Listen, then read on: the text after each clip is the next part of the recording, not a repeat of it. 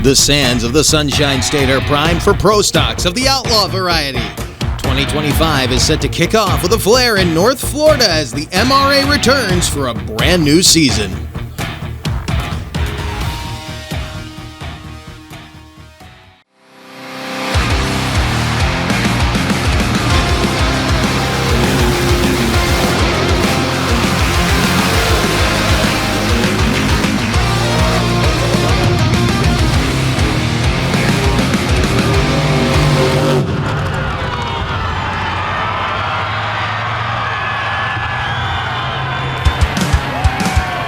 Welcome to the panhandle of the Sunshine State. We are just outside of Panama City, Florida at the North Florida Motorplex, Fountain, Florida, to be exact, getting ready for the kickoff of the 2025 MRA Championship Series in the Outlaw Pro Stock Division. And you know, normally when we come down here, it's very hot, very humid. Well, it's been hot and humid during the day, but the humidity is dropping right now and the temperatures are going down more than normal as the sun sets, so it actually should be a pretty good night of racing. It's always great racing here at the North Florida Motorplex, but these guys often struggle with high humidity when they come down to the south. Today, they don't seem quite as worried about it, especially with the vehicles lined up in this field. We have a couple of blower motors coming in this year that are returning from last year, and we will take a look at these machines as they come to set the first points on the board for the 2025 season as we move into action here in North Florida. Our first vehicles getting ready to come to the line. We have one from the Midwest and one from right here down south. There you see the gentleman from down south. That is Mark Tillery. Mark in Playing Dirty 2 out of Honoraville, Alabama. That Bullet Racing chassis with that Dakota body on the top. 405 cubic inch small block Mopar with 2 kits of nitrous. The machine is sponsored by O'Reilly Auto Parts, and he's lining up next to a guy who can definitely get the job done. We'll also see in the Pro Stock division later this weekend. That is Sam Lambazio in the big block Ford powered all-in 3. Machine that was formerly, at least the frame rails of this chassis, formerly Greg Booker's old American Outlaw. We'll see, though, which one of these guys is able to get the power to the track, set the pace early. The sand can be inconsistent. It's a good track, we know that, but what will it produce here? Well, it's not going to produce anything right now except a lot of flame. Tillery with a fire on the line. It's very evident they're going to put that out immediately. Unfortunately for him, though, it looks like that could be the end of the night as it belches flames up through the intake. All right, guys, we'll get that cleared up here. And something went wrong there on the starting line. We're going to take a look back at it. Watch it again. Now, here is the fire. Big belch of flames right there in the left lane as soon as he took off. But I want you to see this. Watch, Lambazio starts backing off of the starting line. I believe he double-balled Tillery. Tillery pulled in. It set the green to go right as Lambazio realized and backed out. I'm speculating right now. I don't know for sure that that's what happened, but you see Lambazio abandon the starting line right there. That's not what caused the problems for Tillery. That would have happened in any case. It's just that Lambazio wasn't right there beside him. But one more look at it will show you exactly how big the fire was because it went out quick. But watch this. When he takes off, it does get back there in the cockpit with him. Mark Tillery giving it all he's got. You can see how quickly things can go wrong. But he is A-OK, and we are just getting things underway. They're going to get him towed off the line, check the starting line for spare parts. We may or may not see Sam Lambazio restage. I'm not sure what the official word is going to be on what happens at this point. But we are going to take a quick break as they get the starting line cleaned back up, and we're going to kick it all off again when we come back to North Florida. Stay with us.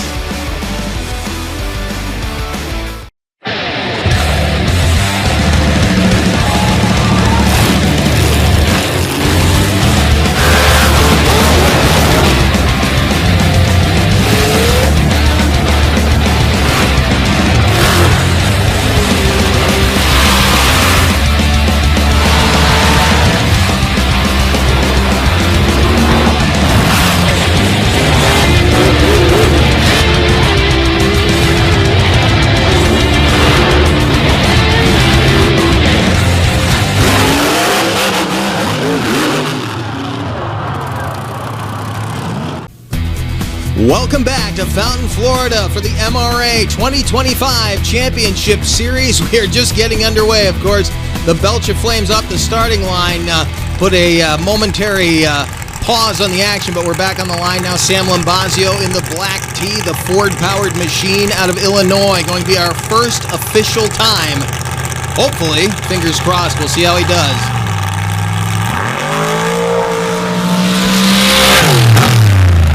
Good straight shot for Lombazio. A 274 with a 9, 136 with an 8 at the 60-foot mark.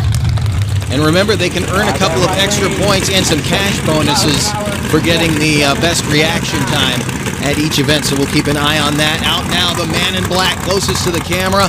We know that guy. That is Jamie Suter out of Woodlawn, Tennessee. A pair of volunteers on the line right now. Two guys out of Tennessee. Jesse Brown in the far lane there. You see Jamie Suter purging the nitrous, the 66 Chevrolet. Chassis built by Suter and his buddy Roger Darnell with an 872 cubic inch Rare and Morrison power plant next to Jesse Brown out of Waverly, Tennessee with an 815 big block Chevy power plant with one kit of nitrous. Brown's truck owned by Rocky Brown. We'll see which one of the Tennesseans get the better of these two runs. Trying to go faster than a 274. Brown a 265. Suter a 277. So Brown getting the better of those two times. Suter moving around just a little bit in the lane. It looked like he may have come toward the guardrail.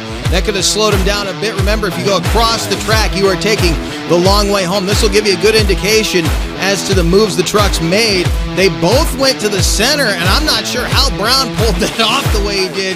He was definitely getting the horsepower down, but he was all over that lane as he exited far right.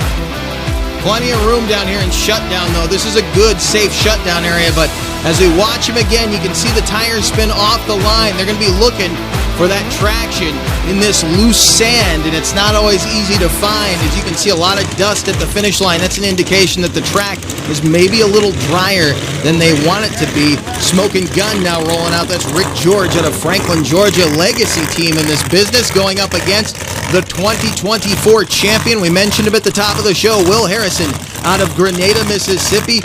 Razor's Edge, 512 cubic inch Brad Anderson Hemi with a 1471 Roots blower up on top with a billet injector hat and new paint scheme to boot. That vehicle had wet paint on it when we rolled into the parking lot today. They just got that paint done, and he wants to leave that truck looking clean like that. They're not going to cover it in graphics. They want it to look like the show truck that it is. It's a fast show truck, though, as he takes on Rick George with the 800-plus cubic inch Billy Albert power plant in the front of that Racing in the Dirt machine.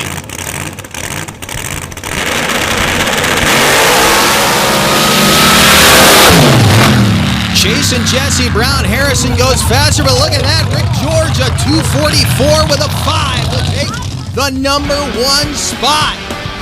The nitrous machine, the 800-plus cubic inch nitrous injected machine, outrunning the supercharged entry of Will Harrison. The 2024 champ gets overtaken in session 1.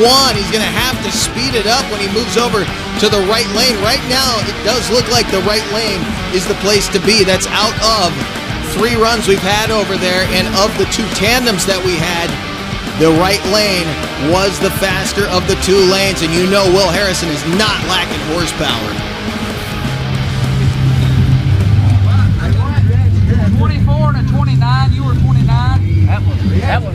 Yeah. Hey, Rick. Good run, man. Good run. Thank you, man. Oh, you good? Hey. Yeah. Okay. I believe you calm down. You hear the jubilation as they meet up on the end of the track there. Rick George leading out of the first half of the field with a 244. Harrison with a 246. And then you see the drop there. Jesse Brown with that 265. Sam Lombazio a 274 with a 9, and Jamie Suter at a 277. Of course, Mark Tillery, he's saying he's going to try to get back in the action, but that remains to be seen. It'll be interesting to see if he can make the call after the fire here in the first session. We're going to get back to action now. As a look at your top 5 We head back to the starting line. Good run. First week of the year, that was pretty good. That was awesome. Hey, that was a freaking race right there, boy. Woo! I love it. Well, all year long, Will. Hey, let's go. Let's get it all year long. Me and you, come on. Two very, very happy gentlemen on the end of that track. Let me tell you, they are not friends on that starting line. They are not friends in staging. But before they go to the line and at the end of that track, those guys have the utmost respect for each other. Two different generations, by the way. You have multi-generation teams on both hands, and here's another multi-generation team, Havoc, Chris Bonnecker, part of the Bonnecker family, out of the Show Me State. This machine, of course, a 705 cubic inch cast iron big block Chevrolet going side by side with a 788 cubic inch Ford Hemi built by Tony Bishop. That is Jason Chai out of Waiwega, Wisconsin in Lil Crazy. Gentleman from about an hour west of Green Bay, Wisconsin in the Ford entry. A good Ford Chevy matchup right here on the line. And if anybody wondered if Ford and Chevy built Hemis,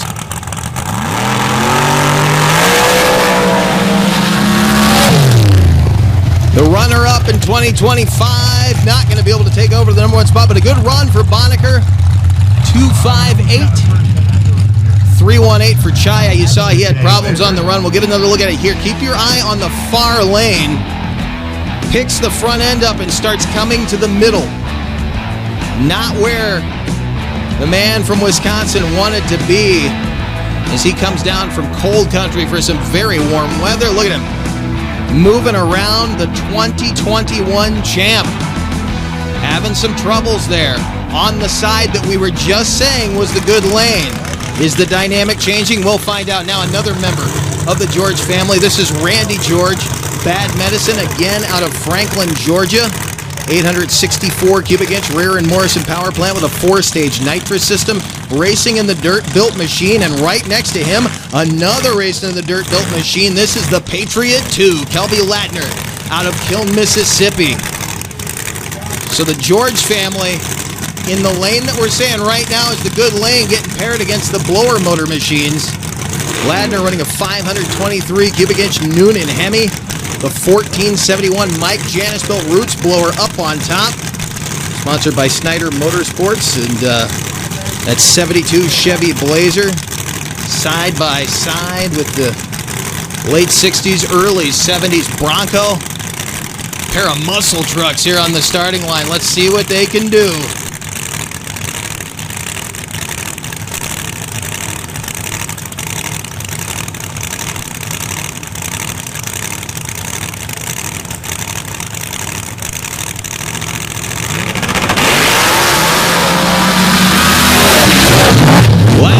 Cooking a little bit of trouble in the shutdown. He goes into second place, a 246 with a 4, 268 for George. The Ladner definitely had the horsepower down, though the jury's still out on the lanes because Ladner almost had a big time problem at the end of that track. We'll watch it again from the end zone as he showered us with sand. Watch Ladner on the right side of your screen, riding the rear end, walking around, and then kissing the guardrail, I think, at the end. I'm not sure if he actually made contact, but good drive and a lot of luck, though, to keep that thing from high-siding as Wayne Bonnecker now rolls out of St. Louis, Missouri, self-inflicted. A champion in this class before and a heavy-duty machine in this business. 814 cubic inch Sonny's power plant in the front of this thing, partially built by John Kunkel. Let's see what the Chevy-powered machine has for the rest of the field.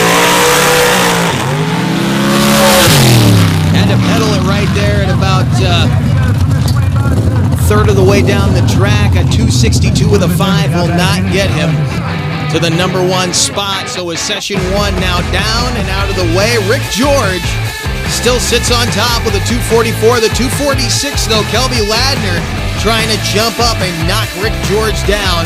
Will Harrison, the man who was celebrating with George at the end of the track, now has to climb over 2 competitors. Chris Bonnecker and Wayne Bonnecker round out our top 5 after session 1.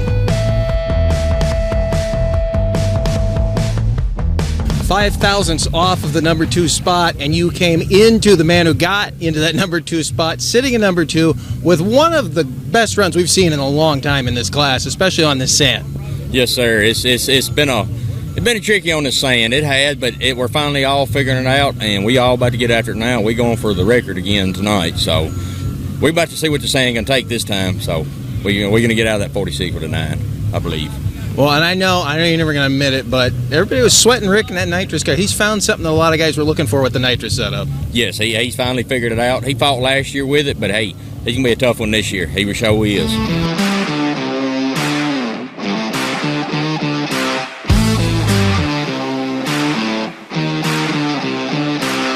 Hey, welcome to Wild Man Adventures.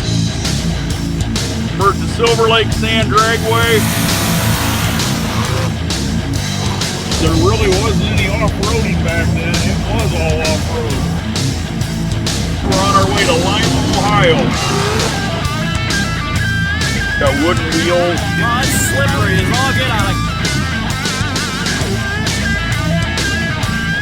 Hey, we're here with Rich Cummins. Hey, we're here with Mike Potter. Hey, we're here with Alan Pizzo. Gotta check it out.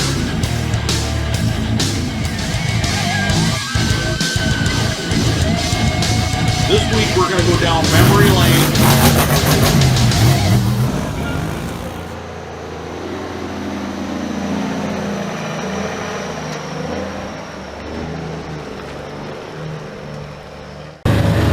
Welcome back to the North Florida Motorplex for the continuation of the kickoff of the 2025 MRA Outlaw Pro Stock Championship Series. We kick off session 2 here in just a moment with Uncle Wayne Bonacker. Self-inflicted, ran a 262 with a 5 in the first session, trying to outrun a 244 with a 5 posted by Rick George in session 1. We'll see.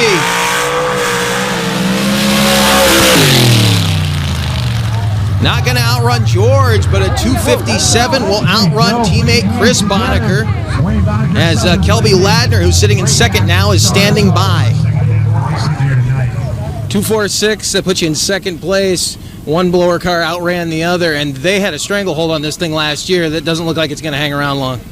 Yeah, for sure. The competition in the Outlaw Pro Stock class is just second to none. I mean, we got blowers, now we got 5 3-bore space motors. I mean, now it's just a trick of putting it to the ground. I mean, who can do it the best? Who spends the most time critiquing, making sure they get it right? So that's where it's at now. All across the board, we even got still standard 4-bore space motors that basically ran for the championship all last year. Still top competition out here, so it doesn't matter across the board. There's blowers, 5 3-bore space, 484, but nobody just stands out as, yeah, it's anybody's game. Well, this was his run a little bit earlier, and I mean, you saw it,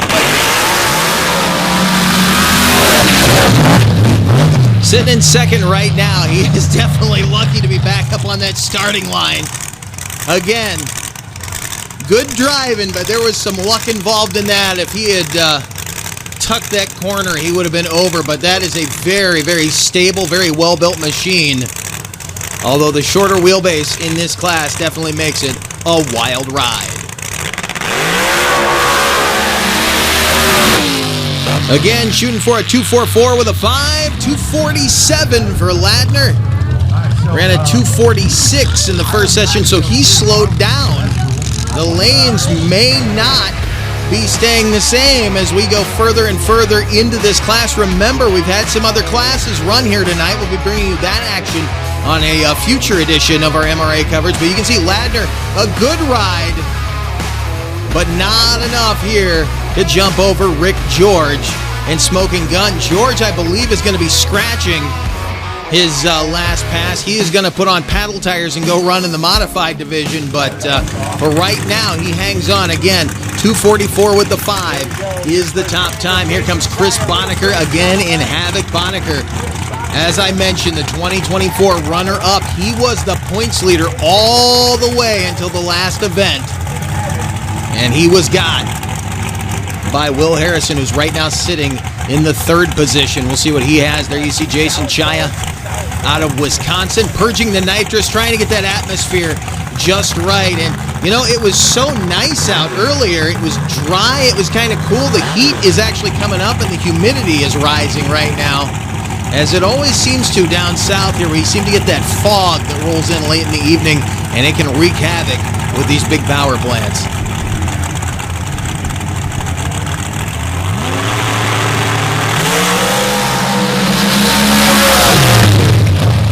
Chaya definitely bettering his time at 2:51 after running in the threes in the first session. A 2:66 for Chris Bonnecker, not what he was looking for, and I do believe he might have some troubles on that vehicle. Something did not sound right when he was coming through the shutdown area, but we look at it again. You see Chaya getting the horsepower to the ground. He started to move toward the middle right there. Managed to keep it off the cones, but he had to kind of power out when he got into shutdown. When he backed out of the throttle, watch the rear end come around on him. It's walking. Not quite as bad as it looks from the sidelines over here, but that end zone camera gives you a good view. Better that one. Oh, that was better. That was the first straight pass we've had this year. Whew. Short ride, but it'll take your breath away and pin you back in the seat. We've had G-meters on these machines before, from this class all the way up to the open class, and it's a little much sometimes. There's a reason these guys are out of breath when they get to the end of the track. They are working that steering wheel to boot. So we go back to the line now. Will Harrison trying to get to that number one spot. He ran a 2:46 with a 9 in the first session. Again, 2:46 with a 4 sitting in second. That's Kelby Ladner. And 2:44 with a 5, Rick George, sitting number 1.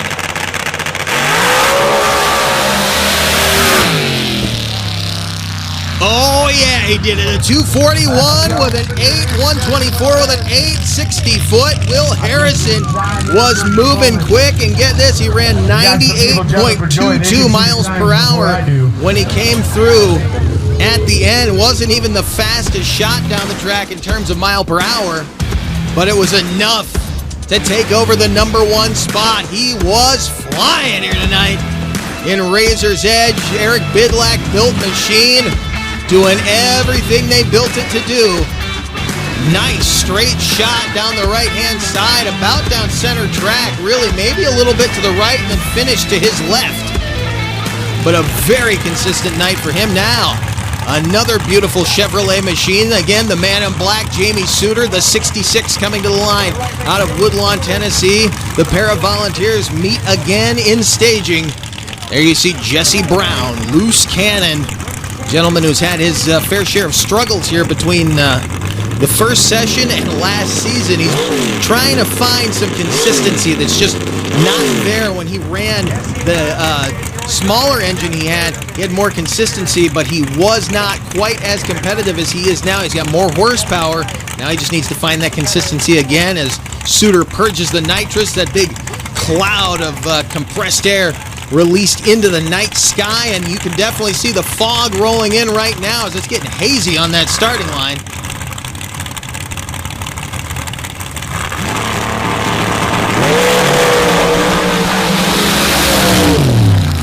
Harrison will maintain the number 1 spot, a 263 for Brown, a 276 for Suter, and I'm telling you, that was not the run either of those guys were looking for. Not bad runs, but I know they were looking for a lot more. Watch it again. Brown having to set the front end down right there, although I do believe it might have been the wheel spin off the starting line. Watch the rooster tails kind of go away and come back on both those guys, walking to the left-hand side of both lanes. As we have one more in the class, the Ford-powered all-in Sam Lombazio out of Knoxville, Illinois. Guy who staged alongside the Raging Inferno that was playing dirty too. We'll see.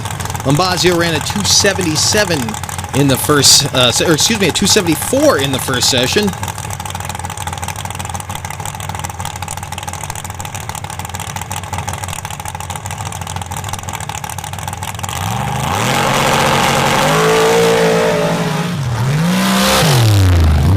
Not going to do it with that run. You saw him have to pedal at about half track, running a 289, not remotely what he was looking for.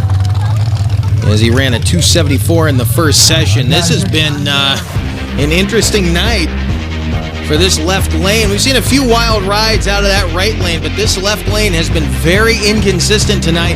And again, I think the sand might be a little dry out here. Normally it seems to have a little more moisture in it, but we're still getting quite a bit of loose dirt, loose dust when they come through the finish line area. That's an indication that they're hitting very dry sand as soon as they come out, and you can see it clouding up there under his tires, although he didn't carry much speed through shutdown. As we have a surprise on the line, Mark Tillery did make it back to the start. He's going to take a single down the track now and playing dirty too. We will see if he can get a time. Does not have one from the first session, again, of course, because of that fire.